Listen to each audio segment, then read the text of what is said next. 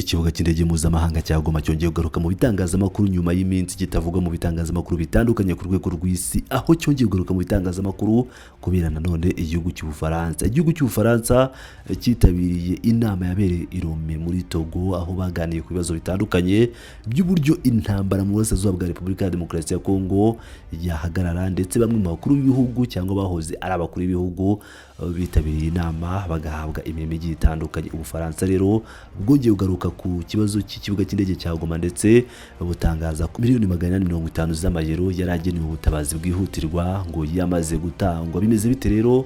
Reka mbageze inkuru yose uko yakabaye. Ubufaransa bwongeye gushyira ku murongo ikibazo cyo gufungura ikibuga cy'indege cya Goma, kandi bwemeza ko amafaranga yose angana na miliyoni 850 y'amayero agenewe ubutabazi bwihutirwa yamaze gutangwa. Ubufaransa bwagize uruhare rufatika mu nama yo ku rwego rwo hejuru yibanze ku guhuza no gushimangira inzira iganisha ku mahoro muri Repubulika Iharanira Demokarasi ya Kongo no mu karere k'ibiyaga bigari yabereye i Rome muri Togo kuwa gatandatu tariki ya 17 Mutarama 2026.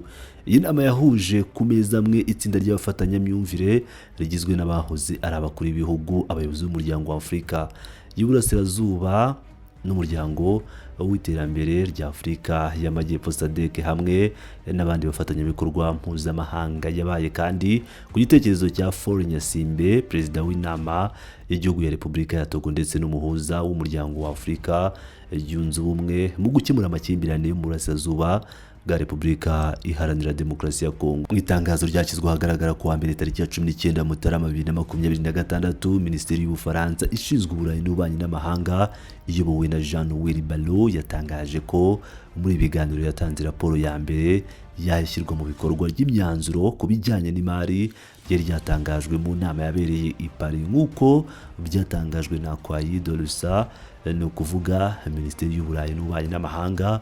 Mu mafaranga angana na miliyari 1.2 z'amayero yatangajwe i Paris n'ibihugu 70 n'imiryango mpuzamahanga, amafaranga yose agenewe ubutabazi bwihutirwa angana na miliyoni 850 z'amayero yamaze gutangwa mu buryo bufatika. Minisitiri yagize ati mu murongo w'inama yabereye i Paris kuwa 30 Ukwakira 2025 ku mahoro n'iterambere mu karere k'ibiyaga bigari iyobowe n'Ubufaransa bufatanyije na Togo, Ubufaransa bwibutsa byihutirwa ubukana bw'ikibazo cy'ubutabazi mu burasirazuba bwa Repubulika ya Demokarasi ya Kongo no mu bihugu by'akarere k'ibiyaga bigari. I Rome bwatanze raporo ya mbere kwishyirwa mu bikorwa ry'imyanzuro y'imari yatangajwe mu nama ya Paris mu Bufaransa angana na miliyari 1.2 z'amayero yatangajwe i Paris n'ibihugu 70 n'imiryango mpuzamahanga. Amafaranga yose agenewe ubutabazi bwihutirwa angana na miliyoni 850 z'amayero yamaze gutangwa. Ubufaransa bushima uruhare rw'ibihugu byitabiriye iyo nama, kandi bugashishikariza ibitararangiza gutanga ayo mafaranga kubikora mu byumweru biri imbere. Muri iyo nyandiko kandi iyo Minisiteri y'Ubufaransa isobanura ko ayo mafaranga agamije gusubiza ibikenewe byagaragajwe n'abakora mu by'ubutabazi hagamijwe gutanga serivisi zibanze ku baturage no gushimangira umutekano w'abasivile, cyane cyane mu duce twibasiwe n'ubugizi bwa nabi n'ihungabana ry'abavuye mu byabo ku gahato. Yakomeje agira ati imbaraga zigomba guhurizwa hamwe mu gukuraho inzitizi zose zibangamira ubutabazi.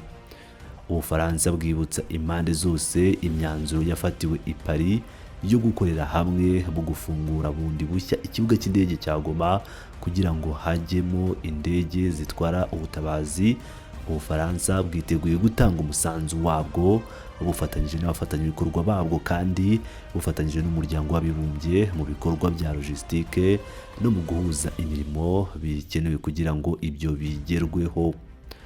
Kuwa 30 Ukwakira ushize i Paris, Ubufaransa bwateguye inama yo gushyigikira amahoro n'iterambere mu karere k'ibiyaga bigari bufatanyije bya hafi na Togo, umuhuza w'umuryango wa Afurika yunze ubumwe mu karere k'ibiyaga bigari. Iyi nama yari igamije ahanini gukangurira umuryango mpuzamahanga gutanga umusanzu wo guhangana n'ikibazo cyihutirwa cy'ubutabazi mu burasirazuba bwa Repubulika Iharanira Demokarasi ya Kongo no mu karere kose.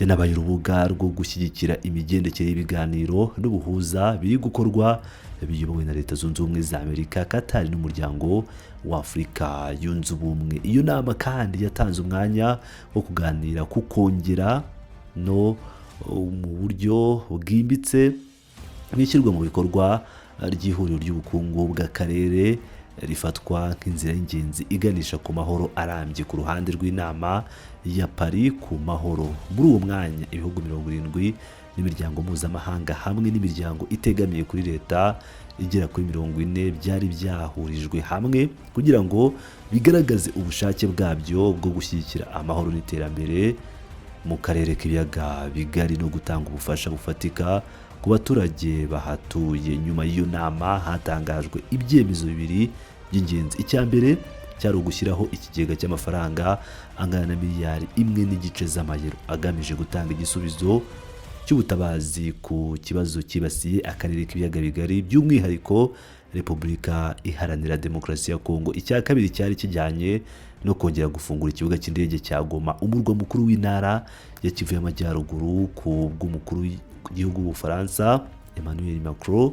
Gufungura icyo kibuga mu nyungu z'ubutabazi byaba ari ikimenyetso gifatika kandi gitegerejwe cyane n'abaturage ba Kivu y'Amajyaruguru. Mu nama yabereye i Paris yagaragaje ko yiteze inkunga ya Leta Zunze Ubumwe za Amerika na Qatar, zombi zigira uruhare mu bikorwa by'ubuhuza kugira ngo iki gikorwa gishyirwe mu bikorwa vuba.